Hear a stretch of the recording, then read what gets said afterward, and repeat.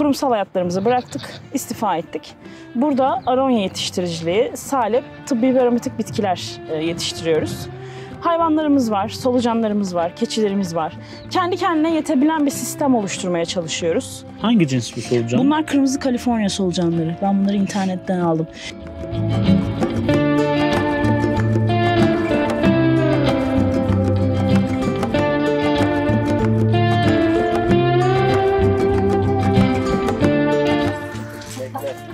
Bunlar Hint. Hatta kısa zaman önce İzmir'den geldi bu Evet. hanımefendiler. Bir de aslan.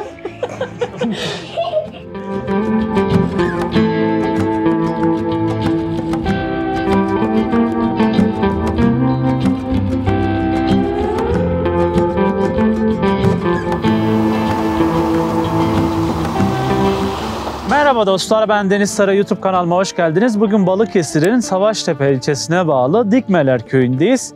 Yaklaşık 2 yıl önce İzmir'den buraya göç eden bir ailemizin köye göç hikayesini dinleyeceksiniz. Kırsala taşındıktan sonra aronya ve aromatik bitkiler yetiştiriciliğine başlayan bu çiftimizin üretim hikayesini dinleyeceğiz.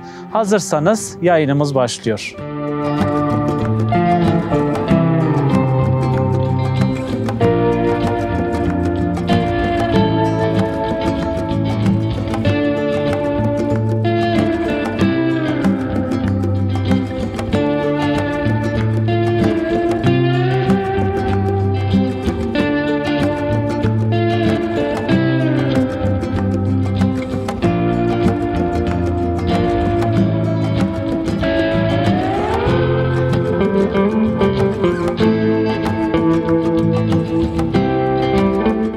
Savaştepe ilçesine bağlı Dikmeler köyü yaklaşık 3-4 tane mahalleden oluşuyor. Köyün girişindeyiz hemen.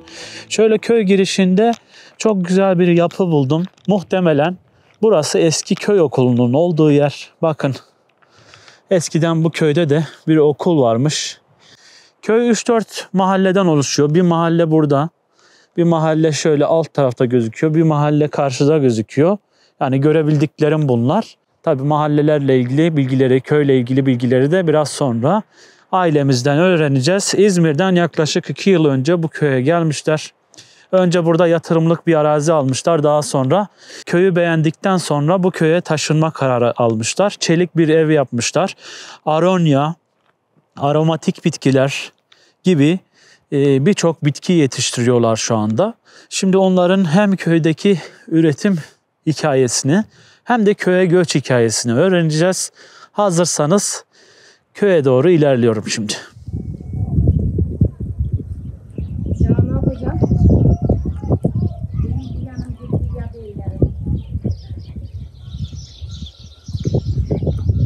Evet, merhabalar. Merhaba. Merhaba, hoş geldiniz. Hoş bulduk. Nasılsınız, iyi misiniz? İyiyiz, Teşekkür teşekkürler. ederiz. Siz Siz nasılsınız? nasılsınız? Ben de iyiyim, teşekkür ederim. Köyle ilgili, burada ne yaptığınızla ilgili bilgi almadan önce sizi tanıyabilir miyiz? Selin, Serhat ben.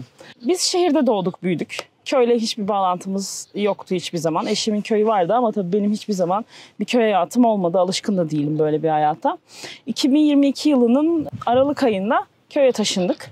Kurumsal hayatlarımızı bıraktık, istifa ettik. Burada aronya yetiştiriciliği, salep, tıbbi ve aromatik bitkiler yetiştiriyoruz. Hayvanlarımız var, solucanlarımız var, keçilerimiz var. Kendi kendine yetebilen bir sistem oluşturmaya çalışıyoruz. İzmir'den geldik. 2022 aralığında buraya temelli olarak geldik.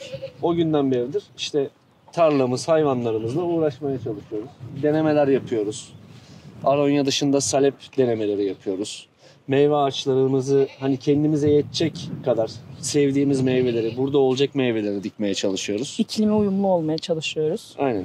İklimi öncelikle tanımaya çalışıyoruz. Daha hani 2 yıl geçirdik ama işte bazı tutunabilenler veya Evet. tutunamayan ağaçlarımız veya işte bitkilerimiz oldu. Bu şekilde günlerimizi daha rahat geçirmeye çalışıyoruz. İzmir'in iklimiyle burası tamamen çok farklı. Yani bu kış özellikle -10'ları falan gördük. Çok soğuktu. Evet. O yüzden iklime de alışmaya çalışıyoruz. nasıl burayla tanışma hikayenizi biraz anlatabilir misiniz? Arkadaşlarımız vasıtasıyla burayı bulduk. Yani biz aslında 2019 yılından beri bizim hedefimizde hep Muğla vardı. Yani Muğla taraflarına herkesin istediği gibi hani Muğla'ya göç ederiz. Orada yaparız falan diye düşünüyorduk ama hayat bizi buraya getirdi arkadaşlarımız vasıtasıyla. Önce onlar gelip arsa buldular. Daha sonrasında bize tavsiye ettiler. Biz geldik. Hatta biz arsayı görmeden aldık. Evet.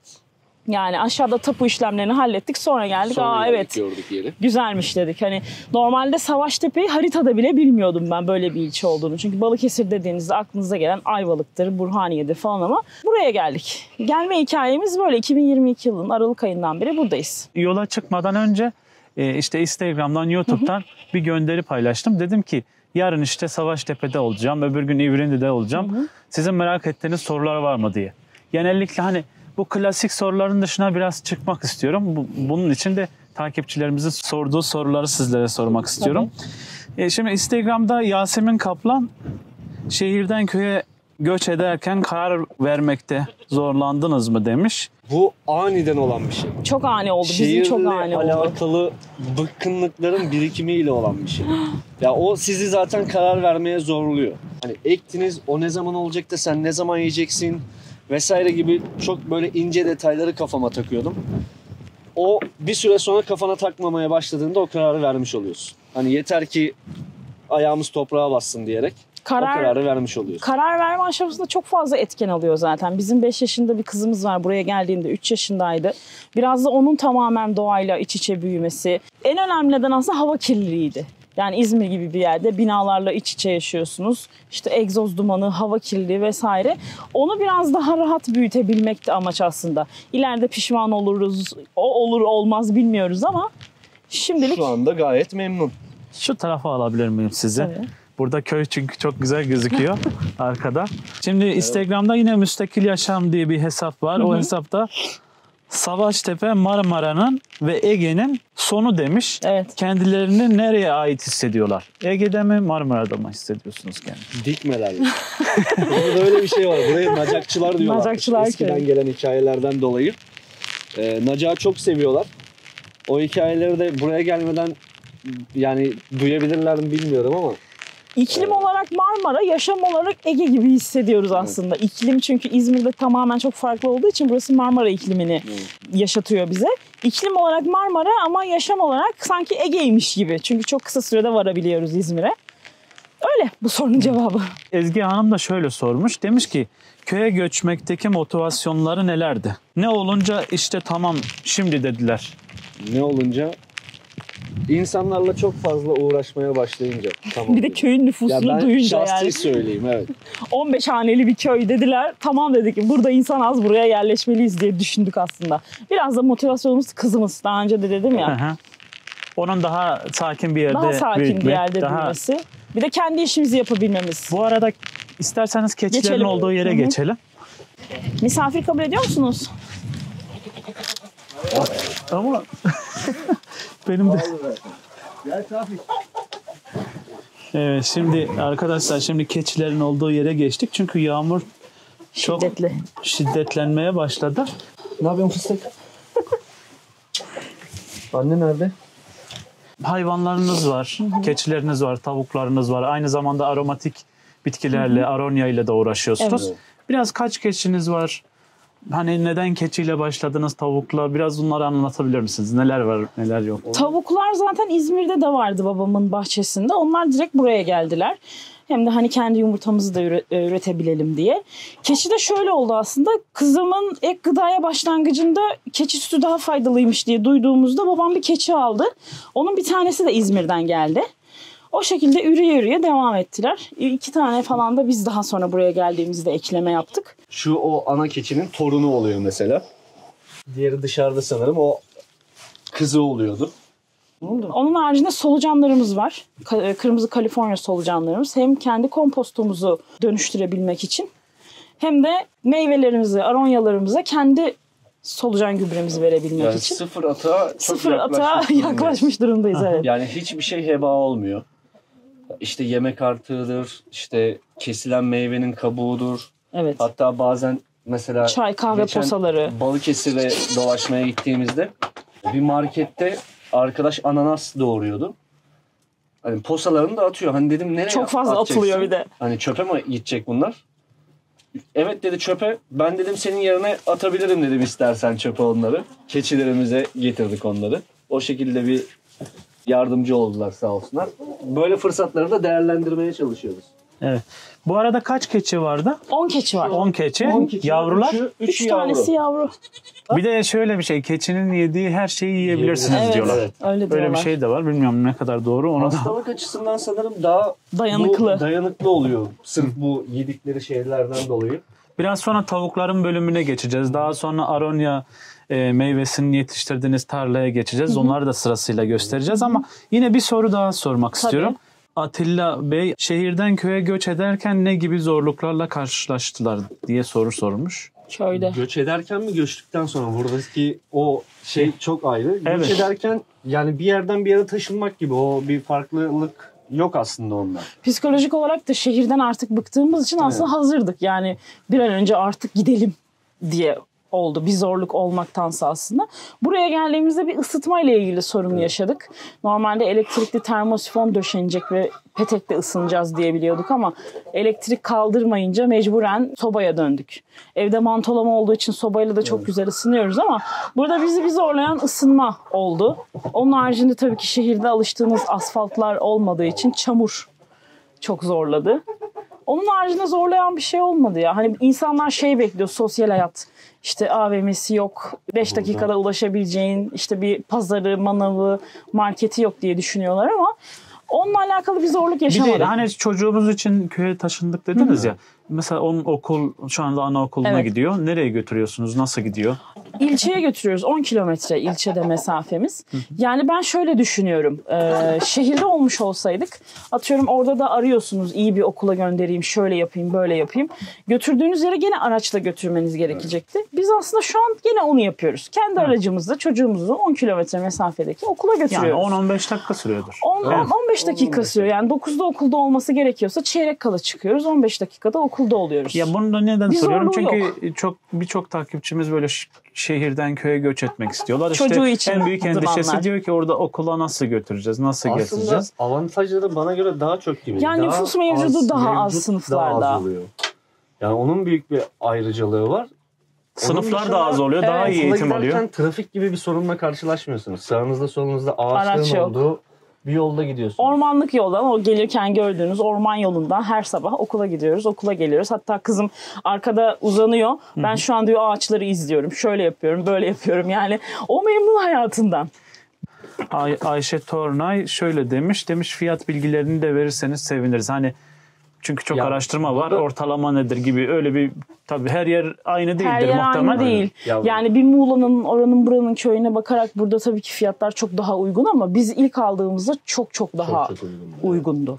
Ya burada biraz da şöyle bir şey var. Dışarıdan gelen insanlar bir artı bir şey kattıklarında veya yeni bir yapılaşma yaptıklarında doğal olarak herkes kendi malını biraz daha yükseğe çekmeye Tabii başlıyor. bizim iki yanımızda satılık bir arsa var, arazi var. Yani tarla vasfında satılık. İlana şöyle yazmışlar. Yani sosyal yaşama yakın. Sosyal yaşam dediği de bizim evlerimiz. Yani hani evleri söylüyormuş. Hatta biri aramış telefonla. Kaç paradır, nedir, ne değildir. Bak demiş iki yanında villalar var işte.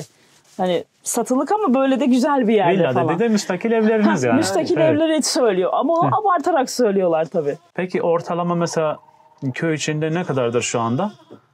Yani Ortalama şu an bir fiyat söylemek. Tarla olarak yani 1 milyona yaklaştılar. Mesela Dönüm fiyatı mı? Yok dönüm fiyatı değil. Mesela 1,5 dönüm yere de bu fiyatı veren var. Veya işte 3 parçaya bölen işte bir dönümü 3 parçaya bölüp 360 gibi bir rakama evet. Arsa işte yapa. 480 diyen de var. Anladım.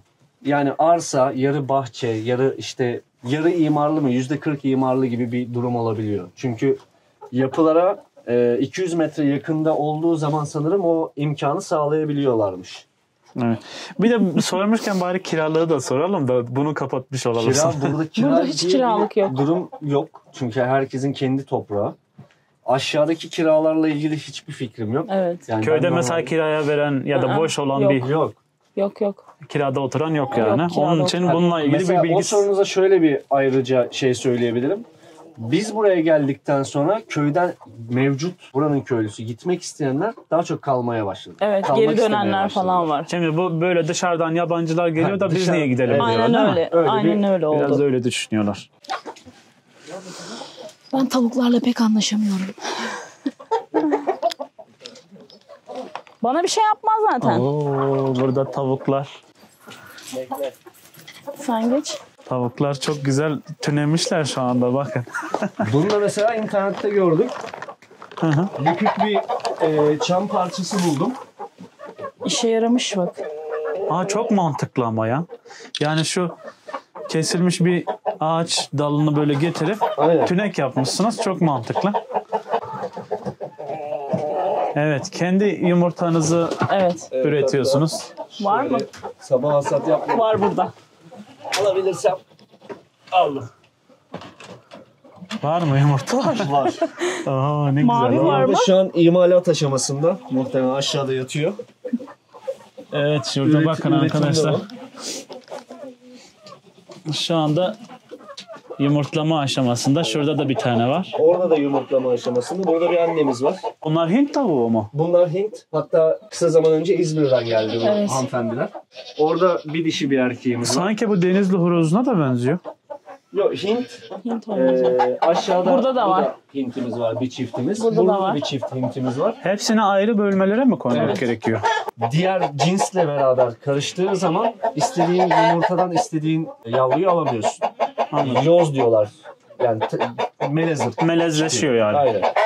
Mavi yumurtacımız var. Onlar salık zaten. Dışarıda onları da görebiliriz. Onlar mavi yumurta veriyor. Onun dışında benim babamdan duyduğum kadarıyla Atax var. Ama hani gösterin derseniz gösteremem. Onları babam biliyor. Bir de ördeklerimiz Ataksları var. ben gösterebilirim eğer görürsem. Dışarıda kahverengili sanırım onlar. Yani kaç cins şu anda tavuklar? Şu an 3 cins olması lazım. Yani Atax, mavi yumurtacı ve Hint olarak 3 cins olarak biliyorum. Mesela bu siyahlar var ya. Siyahlar mavi yumurtacıların horozları. Siyah olanlar da mavi yumurtacı. Bazen hani rengi fark etmeksizin de mavi verdiği oluyormuş sanırım. Şimdi yine bir takipçimiz Ben Beyans diye birisi. Hiç pişman olmuşlar mı? Orada olduklarına şurası daha iyi, keşke orada olsaydık dedikleri bir yer var mı? Yani bölge olarak pişmanlığınız Vallahi var mı? şöyle zaman zaman keşke daha hani hızlı olmayıp araştırsaydık da Burhaniye tarafı olsaydı mı acaba diyoruz bazen. O da hani denize yakınlığından. Ama yazın burası da o kadar serin oluyor ki denize ihtiyaç duymuyorsunuz. O yüzden hiç hani belki senin olmuştur ya. Ya bu sorunun tam zamanı aslında. Yani bu kışın oluyor. Kışın iş yükü biraz daha fazla oluyor. Özellikle Evet. ısınma vesaire, odun almaya gittiğinde odunun kesilmesi. Son 2 dönemdir odun konusunda sıkıntı yaşıyoruz biraz orman müdürlüğüyle. Yani kışın biraz daha çetin geçiyor. Bazen sinirlendiğimiz anlarda nereden geldik falan oluyoruz ama bu anlık oluyor tamamen. O iş bittikten sonra iyi ki Geçiyor. gelmişiz moduna geçiyoruz. Sefikası olmaz da şöyle sormuş. Demiş ki göç ettikleri yerlerden ne kadar bir harcama yaptılar? Günümüz şeyinde mesela bir yer almak, bir ev yapmak ortalama ne tutar diye genelde Bu- maliyet konusuna insanlar hep Evet, ekonomik hep maliyet. anlamda hep soru Aslında sormuşlar. zamanla alakalı bir durum. Yani şu anda biz bunu söylediğimiz zaman belki izleyicileriniz bunu 6 ay sonra izlediğinde o rakamlar çok komik rakama dönüşecek. Şu anda Tabii, bile komik bir durumunda. rakam Bir kalıyor. de ne yaptığına bağlı. Yani kimisi küçük bir yer yapar, kimisi büyük Evet. bir yer Tabii. yapar. Aldığın yere de bağlı. Aldığın yere bağlı. Yani aynı köyün içinde bile fiyat farklılıkları Fark ediyor, evet. eminim ki vardır. Yani birisinin manzarası vardır, birisi çukurda kalıyordur. Evet. Ya doğru. ben hani bu konuda şöyle bir tavsiye vermek gerekirse gidecekleri yere önceden gidip hem yazını hem kışını veya 4 mevsim oluyorsa 4 mevsiminde böyle birer ikişer gün görme fırsatı elde ederlerse bu kararı hızlandırırlar. Çabuk.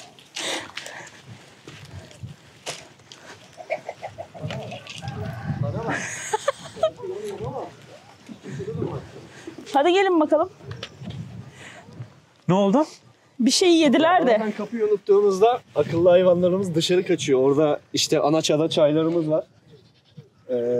İşte bir gülümüz var. Frenk üzümü falan var. Frenk üzümü var. Yemiş mi? Biraz. Frenk üzümünü çok seviyorlar garip bir şekilde. Hep ona gidiyorlar.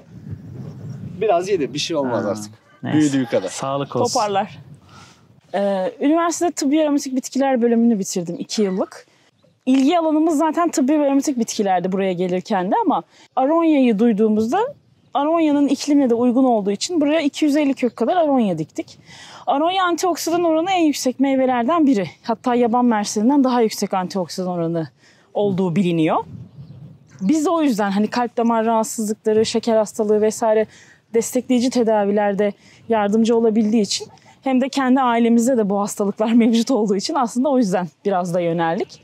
Onun haricinde yaklaşık 10-15 çeşitli tıbbi ve aromatik bitkiler var. İşte adaçayı, biberiye, aynı sefa, vetiver, başka ıtır, mercan köşk, kekik, bunların birçoğu mevcut. Nane çeşitlerimiz var.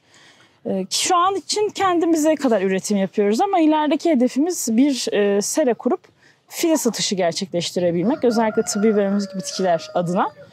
Hedeflerimiz bu şekilde. Peki internetten, sosyal medyadan sizi nasıl bulabilirler? İleride böyle bir markalaşmaya doğru gidecek misiniz? Planlarınız, hedeflerinizi biraz anlatabilir misin? Şu an için orman köylülerine verilen desteklerden yararlanabilmek için hatta yarın gidip ilçe tarımda bir görüşeceğiz. Destek alabilirsek seramızı o şekilde kurmayı planlıyoruz. Alamasak da ufak ufak kendimizce kurmaya çalışacağız. Markalaşmayı düşünüyoruz tabii ki. Şu an için Instagram'da günlük köy yaşamını ve günlük yaptığımız işleri paylaştığımız tıbbi ve aromatik adı altında bir Instagram sayfamız var mevcutta zaten. Oradan bizi bulabilirler. Mesela bir takipçimiz de şöyle sormuş. Küçük çocukları varsa işte 6-10 yaşlarında çevrede yaşıtları yoksa bunun eksikliğini nasıl gideriyorlar? Hani oyun oynayacağı çevrede arkadaşları var mı yok mu? Evet, yani köyde hiç çocuk yok. Sadece yazın işte birilerinin torunları gelirse vesaire o şekilde akrana olabiliyor. Şu an bir atamayla hoca geldiği için, imam geldiği için onun bir kızı var 2 yaşında. Şu an zaman zaman ufak ufak onunla vakit geçiriyoruz. Ama onun haricinde yaşıtları yok. Şu an anaokuluna gittiği için akranları var. Onun haricinde evet zorluğu oluyor. Yani yaşıtları olsa, oynasa tabii ki daha güzel olur. Ama o da doğayla oynuyor diyeyim yani. Hani Evet, o da kişilerle doğadan geliyor. başka şeyler O öğreniyor. da doğadan başka şeyler öğreniyor. Yani Tabii olsa güzel olur ama. Tabii olsa güzel olur. Evet. Tohum ekmeği öğreniyor. İşte keçilerin nasıl beslendiğini öğreniyor. Onları öğreniyor. Böyle yani. Evet. Biraz şu bölüme de geçelim mi? Tamam, Şöyle mesela geçelim. şeyler vardı. Ördekler Şurada vardı. ördekler Onlara var. da bakalım. Tamam. Sonra sizin aronya dikimi Tamam. gerçekleştirdiğiniz yere bakalım. Tamam. Maşallah yok. Her şey var yani. Her şeyden az.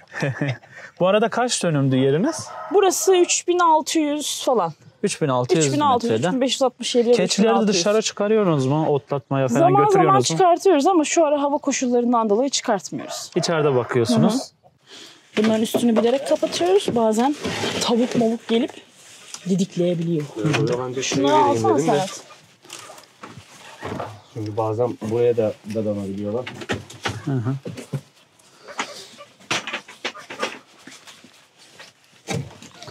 Telefonunu Evet. Biz küvette solucan yapıyoruz. Normalde keşke bir buzdolabı bulabilseydik. Buzdolabında ısı yalıtım daha iyi olduğu için buzdolabında daha verimli oluyor diyorlar ama Eski buzdolaplarında değil mi? eski buzdolaplarında. Hı hı. Kapağıyla birlikte mi kullanmak gerekiyor? Onlar da kapaksız da. Kapaksız kullanıyorlar ya. Bunun içinde neler var şimdi solucan Şimdi bunun gübresi? içinde solucan gübresi var. Bakın burada zaten. Solucanlarımız burada gözüküyor hemen. Çok güzel. Hangi cins bu solucan? Bunlar kırmızı Kaliforniya solucanları. Ben bunları internetten aldım. Bunlar daha hızlı ürüyorlar. Daha hızlı sindirim sistemleri çalışıyor. O yüzden şimdi bilmeyen insanlar şey diyor ya toprakta da solucan var. Hani o da olabilir. Neden illa bu cins? Bu cinsin olmasının sebebi üretimi daha hızlı yaptığı için. Gübreyi daha hızlı ürettiği için. Neler veriyorsunuz onlara? Evsel atıklarımızın hepsini verebiliyoruz. Yani sadece soğan kabuğu, sarımsak kabuğu ve narenciye asit yüksek olduğu için onu atmıyoruz. Ama onun haricinde çay, kahve posası. Özellikle meyveyi, tatlı şeyleri çok seviyorlar. Atıklarla bunları besliyoruz. Tabii atıkların bir kısmını tavuklara, bir kısımlarını buna öyle paylaştırıyoruz. Peki bu üstünü kartonla neden örttünüz? Onu mantığı ne? Yani şu an normalde altında da karton serili. Çünkü bu kartonu da yiyorlar. Karton mu diyor? Kartonu da yiyorlar. Dedim acaba sıcak tutsun diye mi? Üstüne daha fazla kapatmamızın Hava sebebi alanı sıcak sağladığı tutsun için diye. Kartonlar. Şöyle bir sürü var. Evet, Hatta çok hasat güzel. etmemiz lazım. Bu sene viyollerimizde bir kısmını kullandık. Ne güzel. Çok güzel olmuş. Kendi gübrenizi de Evet, organik kendiniz kendi gübremizi üretiyoruz. üretiyorsunuz. Hem atık çıkarmamış oluyoruz hem de gübremizi üretmiş oluyoruz. Şimdi ana iş kolunuza geçeceğiz. Evet. Aronyaları yetiştirdiniz. Üstünü kapat istersen. Tıbbi aromatik bitkileri Evet. yetiştirdiniz. Tarlaya geçiyoruz. Bunlar da her yerde bizi karşılıyorlar. Bak sen onlara dal parçası verdin. Hemen tekrar istiyorlar senden hocam. Şöyle Kaç kök aronyanız var? 250 kök kadar var. Yani biz 250 kök satın aldık ama arada tabii ki zayiatları olmuştur. Ama kardeşlemesiyle vesairesiyle şu an 250 kök var diyebiliriz yani. Şöyle yakından da gösterelim arkadaşlar. Şöyle çiçek açacak bunlar. Aronyaların. Boyları uzadı mı 2 yıl Evet, içerisinde? uzadı. Uzadı. Daha küçüktü değil mi? Daha Dikim küçüktü. yaptığınızda. Hı hı. Dikim yaptığımızda daha küçüktü. Çünkü güllerimizi budadık. Budadığımız güllerden kalanları çelik yapıyoruz kendimiz. Marullar İncirlerimiz var. var.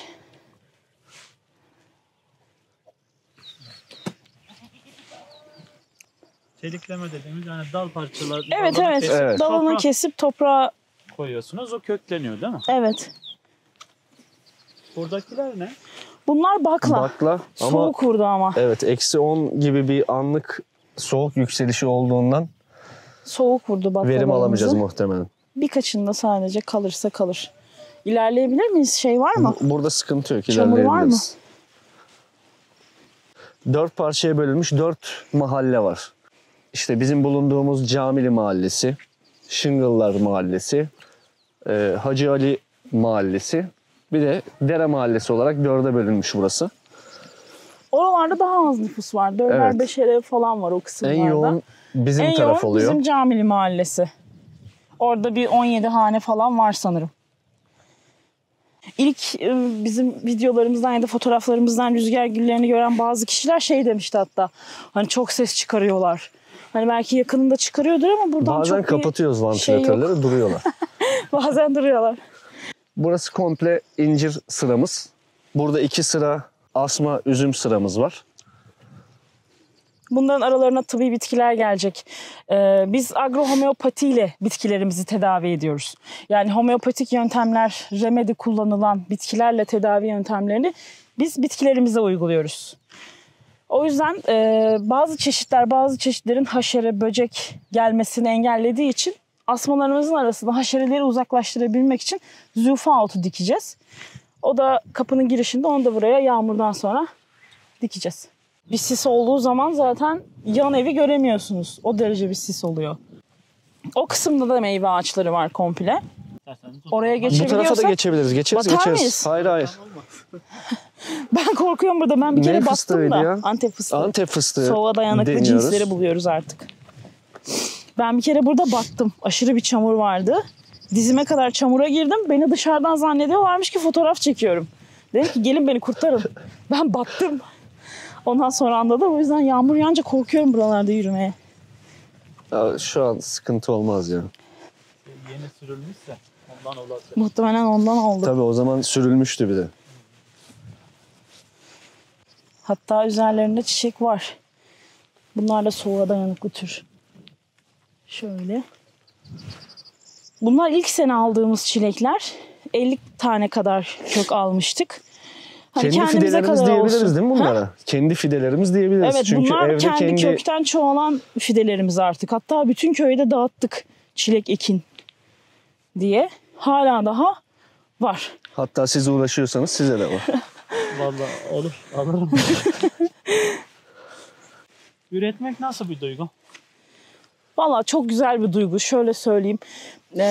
Ben de eşim de biraz aslında sabırsızız. Evet. Hani bunu diktik hadi hemen olsun falan diyen bir tipiz. Ya da yaptığımız işte de öyle aceleciyiz ama tarım ve bu işlerle uğraşmak bize biraz sabrı öğretti.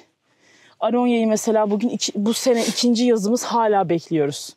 Hani meyve verecek. Onun büyümesini beklemek ve kendi emeğiniz olduğunu bilmek çok güzel bir duygu. Artı yaptığınız şeyin zehirsiz olduğunu ve kendi emeğinizle ürettiğinizi bildiğiniz için çok güzel. Çocuk gibi diyebiliriz aslında buna. Yani Evet, nasıl çocuğun emek veriyorsunuz. nasıl büyüyorsa gözünün önünde. Bunu da ektiğimiz zaman yavaş yavaş o büyümesini görmek acayip bir mutluluk veriyor insana. Biraz daha hızlı büyüseler daha güzel olur ama. Ağaçlar özellikle değil mi? Yani direkt hiçbir şey bilmeden bir yere göçüp böyle bir şeye başlamak, hani teorik bilgisi olduğu halde bunu Evet. diyebiliyorum. Mesela yani babamız işte toprak olsun, hayvan, tavuk olsun bilgisi olduğu için biz hala stajyeriz. Biz öğreniyoruz hala Evet. ondan. Aslında çoğu şeyi bilen babam. Aynen. Yani sebzenin üretimi, tohumdan vesaire onların birçoğunu yapan babam. O bilmiyor olsaydı çok zorlanırdık. Evet. Muhtemelen üst üste kayıplar yaşadığımız için ektiğimiz tohum çıkmayınca vesaire muhtemelen demoralize olurduk. Evet. Sinirimiz bozulurdu. Ama babam bildiği Çelikleri için öğrenmek. aşı yapmayı havai öğrenmek. kökler. Deneyimli birilerinin de olması. Evet. Tabii ki o çok büyük bir avantaj oluyor.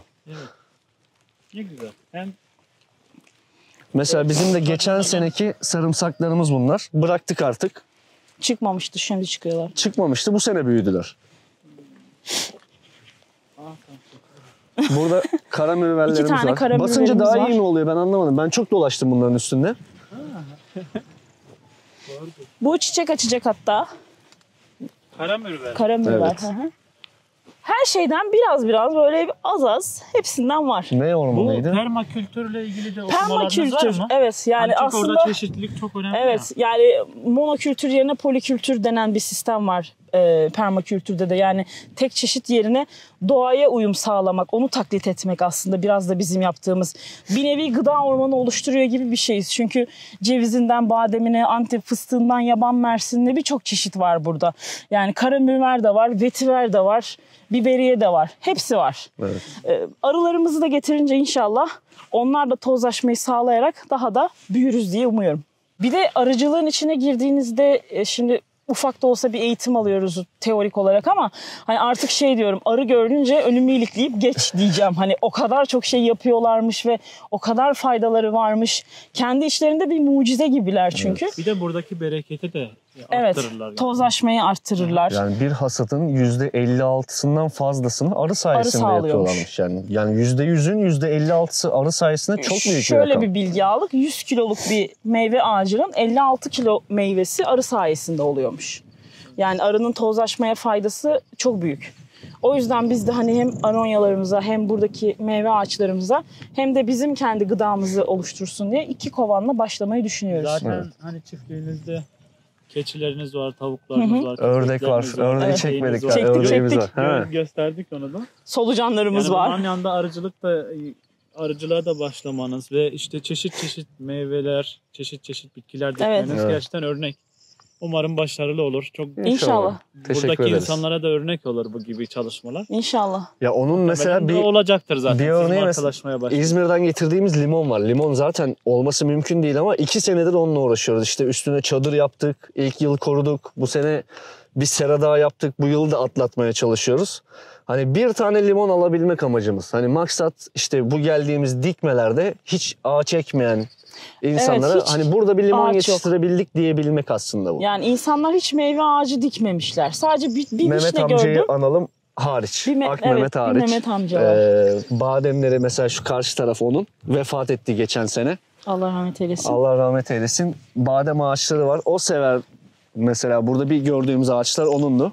Ama onun haricinde hani evimin önüne bir elma dikeyim, işte bir kayısı olsun, bir şeftali görmedim. Yabani erik çok fazla Evet. mesela burada. Kendi kendine olabilen bir erik türü var. İlk sarı olup sonra kırmızıya dönen mayhoş ama sonunda tatlı olan bir erik türü var. Yabani olarak yetişiyor burada. Dur kızım dur. Ada çayını yedim acaba? Siz gülü çok seviyorsunuz ben biliyorum sizi de. Gülü yemiş. Yedi. Neyse, bunlar da çayları. Bunlar çiçek açacaklar. Şu Hadi geç kızım. Gördüğünüz geç, bu. Geç. Selin dursana oradan. Geç. geçti. Şu morların hepsi çiçek açacak. Şanssızlık ya. Güle bak. Geç. Gülü Geç. kemirmiş Haydi her içeri. tarafı. Evet Geç. vallahi. Ama Geç. olsun, güller rahatsızdır. Yakışıklı içeri hadi. Bu zaman görevi. Hadi. İyi bu tabii şey yapmamış. Geç. Selin orada dursana. Haydi. Yağmur başladı zaten. Siz niye gitmiyorsunuz ki? Haydi. Geç. Yürü. Ufaklık. Hadi görüşürüz. Kalmadı değil mi iş dışarıda? Kapat. Bak nasıl ittiriyor. Aa, çok sever.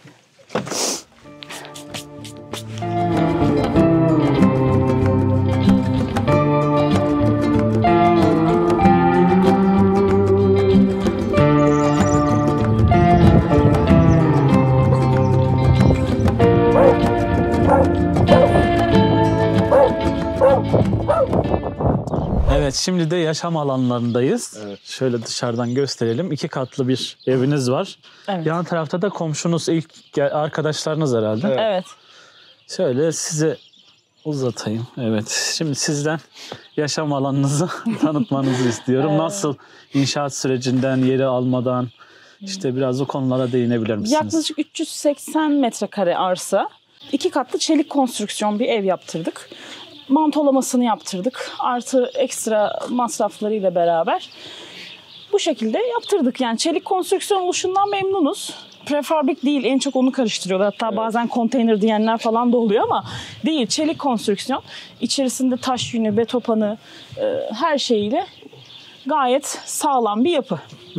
Kaç odadan oluşuyor? Kaç Alt katta bir yatak odası, bir banyo, mutfak ve veranda var. Üst katta 3 oda artı ebeveyn banyosuyla balkon var. Şu 2 yıl küçük mü evi- oldu yapalı? 2 yıl oldu. 2 yıldır. 2 yıl oldu. Giriyor, evet. Biraz o zaman böyle içeri doğru ilerleyelim. Bahçeyi göstereyim şöyle sizlere arkadaşlar.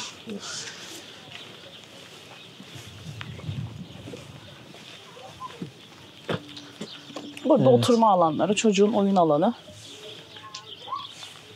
Burada bahçenizde. Evet. Hemen şöyle bahçenizi gösterelim. Burada yine çilek. Yine çilek, evet. Kızınız çileği seviyor herhalde. Evet, o Ondan çok sever. ağırlık ver. Çocuklar severler çileği. Burada bahçeniz var küçük. Kışlık sebzelerinizi Evet. ekmişsiniz. Burada yine çilek var. Kivilerimiz var. Sarımsak, kivi. Tutarsa Tutarsa kivilerimiz var. kivimiz var. Burada minik bir seramız var. Şu an tohum ekme dönemi olduğu için viyollerde tohumlar var. Tohumları hangi zamanda ekiyorsunuz? Biraz ondan Yani bahset. aslında mevsim olarak genelde Mart sonu, Nisan başı başlanıyor. Ama burada hava daha soğuk gittiği için Biraz geçiyor. biraz geç oluyor. Burada nanelerimiz var. Şu ananas kokulu nane. O çilek kokulu nane. Şu taraf uzun saksıdaki çikolata kokulu. Lavantadı. Lavantalarımız var. Gene çelikten aldığımız. Bunlar hep atalık tohum mu? Diğer domates, biberler falan. Evet, onların hepsi atalık tohumlar. Atalık tohumlar. Arkadaşlarımızdan aldıklarımız. Güvendiğimiz firmalardan verdiğimiz siparişler. Ne yapayım Bahriye teyze? Siz de gel buraya gel. İyi yaptın. Siz gelin. Hoş geldin. Biz gelemiyoruz ki bir yere. Gel hoş geldin. Ne yapıyorsunuz? İyi vallahi şimdi misafirimiz var. Çekim yapıyoruz.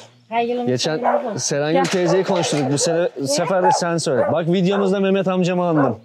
Mehmet amcamın eşi. Evet, bahsetmiştik ya Ağaçlar badem vardı ya, ağaçları. badem ağaçlarını şey yaptık, söyledik. Mehmet amca. Bundan mı yaptınız? Aha, video çekiyor. çekiyoruz. Ne yaptın? Video çekiyoruz. Ya, hoş geldin. Hoş bulduk. Nasılsın teyze, iyi misin? İyi işte teyzene bakmasan bir iyi işte yalnızım. Beyim öldü. Allah rahmet eylesin. Başın sağ olsun. Ne Allah zaman? razı olsun. Ne zaman oldu? Bir yıl olmadı daha herhalde değil mi? Bir yıl olmadı daha. Bana Oldu. Oldu mu? Oldu. Ne çabuk geçiyor zaman ya. Öyle. Gel. Ben sana bir hacımda geldim. Ha, söyle. Sen de kantıran yer var mı? Kurban oldun. Var. Ah kurban olayım sen ya. Bakalım dur. Baba kantaron yağı nerede var? Bahriye teyze istiyor da. Ne yapacak bari? Ha? Gel getirdim. Şeyde mi? Anladın mı? Yalan söyle. Dur bakayım. Var var. Çekileceğim. Ben bulamam herhalde ya. Ver bunu bana. Çekerse çek şuradan bakayım da. Manzara güzelmiş değil mi? Evet, manzara çok iyi. Son güre eksi ana. Burada çabuk çok oluyor. Baharın. Kantaron çok oluyor. Topla. Ben getiririm sana Yaparız. getiririm. Ha, yaparız Toplar yaparız. gelirim. Kesin yani. Burayı konuşabilirsin. Nereden konuşuluyor? Oradan. İneklere bakacaktın hani. Veteriner mi olacaktın, arıcı mı olacaktın? Çoban olacak mı? Çoban. Gülmekten bayılacağım ya. Ay senin yiyeyim. Veteriner olacağım. Süper, çok güzel. Bravo sana. Ne yapacaksın inekleri? Doktor ol. İneklerin doktorları olacağım de. Kendini öptürtüyor. İneklere. Hayvanları seviyor. Nasıl yani? Nasıl öptü inek seni? Böyle. Böyle. Yalan. Dilli de var. Dilli. Evet, dilli Ne var vardı. dili. Pompon da güzelmiş ha. Her renk bu bonbon. Bir senin odana bakalım mı? Bakalım mı odanı göstereceğim Hadi mi? gidelim. Hadi gel bakalım. Annem yatağımı kırdı bir kere. Yatağımı kırdı. Bir de hataları çok olmaya başladı. Bak geri bak. Oynama. Bak. Beni niye şikayet ediyorsun? Ne oldu ya? Sen odanı tanıt. Çıktı yerde. Aa, Sen odanı tanıt, odan kitaplarını çok tanıt. güzelmiş ama senin. Biraz Basınca bu çalıyor. Böyle de kapanıyor. Bak burası açılıyor, burası pilleri. Gördün mü? Burada video var. Kapatabiliyorsun. başka nelerin var? Kitapların var orada. Bir de valiz var. Kitaplarını göster. Teleskop göstereyim. Kapağı var. Ne yapıyorsun teleskopla? Bakıyor. Hangi gezegene bakıyorsun? Oo, çok iyiymiş. En son Venüs geliyor. Bazen sadece Venüs geliyor. Bazen de Ay ile birlikte geliyor. Yıldızlara bakıyor musun? Bakıyorum arasında yıldızlar da geliyor. Oo, çok güzel. Bak şu kitabı göstereyim. Arkasında pil yeri var. Bak. Şöyle buna. Basıyorsun, ses mi çıkarıyor? Bak. Aa, çok güzelmiş. Işıkta. Şarkı bitti mi üflüyor. Üfleyince. Gördün mü? Gördüm. Çok iyi. Ama çok güzel kitaplarım var ya. Bak. Arkadaşlarınla Şimdi. neler yapıyorsunuz ya? Bak. Aa, dünyan da varmış. Şu an biz neredeyiz? Ülke mi? Biz neredeyiz? Bak şu ülkeyi gördün mü? Bak bu en büyük olan. Türkiye'yi göster bakalım. Biz nerede yaşıyoruz? Şuralarda bir yerde sanırım. Evet. Türkiye'de değil mi? Evet. Burada legolarım var. Bir de aslan. Aslan bayağı büyükmüş ya. Bir de kuyruğu. Elimde bir şey daha var. Oo, Gördün mü? korktum tabii. Şimdi Başka da bir şey yok.